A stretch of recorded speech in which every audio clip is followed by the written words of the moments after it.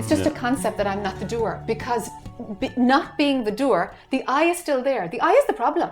If I'm doing or I'm not doing, the I is the problem. They're just flip sides of the same coin. Is one better than another? Not at all. It's like, it's completely insignificant. It's the same thing, just turned on its side. It's the I who is doing or the I who is not doing. That's the problem. The I was doing or the I was receiving grace, huh? Yeah, or whatever. The I is grace. There is no I. There is no I that is separate from this massive energy which we call creation. Yeah. There is no I. How can we know that? Okay, here's a question now. Your mind can't, but you can tell your mind there's no. You can tell your mind there's something beyond it. It seems like you have to wait for a big yes, you know. Somehow there has to be a big yes, you know. And then there's lots of little no's, you know. But somehow you're saying, well, that wasn't a big yes, you know. And then because you said you had a big yes, so you cheated. I didn't have the yes. Oh yeah. The I breaks, and the yes is there. Oh yeah. Okay, what you are is not I. So the I has to break in terms of the busyness of mind or the identification with roles we were speaking about earlier. Those things that create the I, the me and the mine and my life and Jack's life and Jack's all this self-important rubbish. As that breaks, something that's left is always sitting there waiting. It's not an I. It has no sense of being separate, but it's absolute. It has no concept. But everything comes out of it. Every concept comes out of it. Stillness and silence comes out of it. But it is beyond both. Now, the mind will say, yeah. Can't see it, therefore it can't exist. The mind is the thing that is taking your attention from knowing that it is so. So any concept, anything conceptual or intellectual... Too late. Rubbish. ...is already is not going to lead you anywhere. No. To that... No, because to the demise of that intellectuality. Bingo, because there has to be an I in order to have a concept. So it's already too late. You're already 2 steps away. You're already well into distraction. And if distraction is going on, well, awareness is in mind. It's playing that game. Until that crashes, what you are sits waiting for you. It just sits waiting.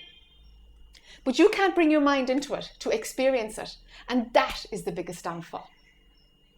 That's why desires and why, practices and doing spirituality can't work, because the doing of it is already, it's 2 steps away. One is that there's a concept there, and the second is that the I is there having the concept. But, there are very few who can actually understand that and not do the spiritual path in order to have a total intuitive understanding of it. Because it's like, oh yeah, okay, I got the knowledge that the spiritual path will not take me to the goal. Okay. Most people say, oh great, I don't have to do all this old penance and pilgrimages and whatever version of it is.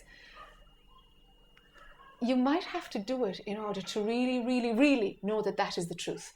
That there is no attainable goal at the end of spiritual practice. We can't just grab a theory. Yeah, I like that. So let's just keep on living because I can't do anything about it anyway. Okay, yeah, it's a little bit more intricate than that, But I mean, couldn't there be some kind of a settling into innocence? Sure. Settling into innocence or something, or just respecting innocence.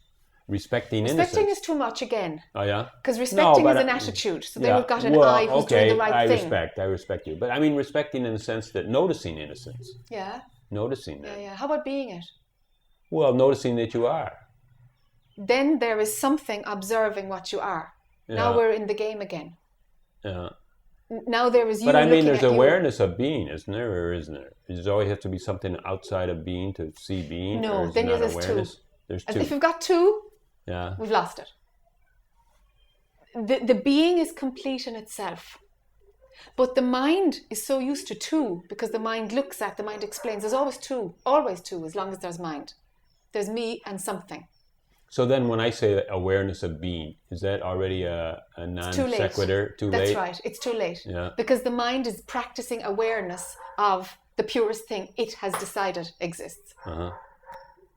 Do you see? So now we've got layers already of mind trying to control it and feel it and decide that this is right and that this is being. There is nothing that can be aware of being.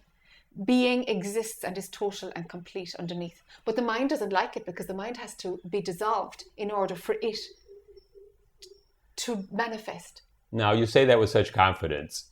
Yeah. Yeah, So that's... it is so. It is so. But already I'm talking in concepts. So I've lost it now. Do you know? Yeah. You see, it's a magical game, really, you know? You just got to keep your mouth shut. That's the only way of the purity being what it is, you know? It's a bummer, you know? It's a bummer. It's going to play games with you all the time, you know? And that's the joy of creation. That's what keeps this energy moving. That's what keeps the game going on, you know? The idea that there's something to understand, someplace to get, but understanding happens. The mind eventually yields to it. Does it relax and go to rest? Identification with thought stops. There is no me having thoughts, but thoughts pass by, like a radio on in the background. But actually, an hour later, you're like, oh, the radio's on. It's like that there's no tuning in at all or aligning with what the story of your thoughts are. That stops, because there is no I who can align with the thoughts. There is no individual I. It's just a thought process that has two aspects. It's identifying, and there is a sense that the one who is identifying is an individual woman with a life. Not so. Not so. There is only energy moving through form. But we love to experience, and we love to believe we exist, because we don't want to die, we want to live, we want to experience, go places. Look at it. The pull, the addiction, the desire to experience is huge. But it fades. But it fails, you say? It fades. Oh, it fades out. Oh, the desire fades? Oh, yeah. It has to. Every desire fades. Spiritual practitioners often repress desire. Okay, you learn about desire and you learn the pull, but by gum, if there's something you got to do, you're going to have to do it. It's a spinning out, you know. It fades. There's an illuminating point of like, every experience is empty. Even the most wonderful sex is actually only as good as that moment. And then, well, where's the next one? And where's the next one? And it's always about more, always. And if a desire is satisfied, it's temporary. It's always temporary. What you're saying is so rich, you know. I mean, I am on overwhelm.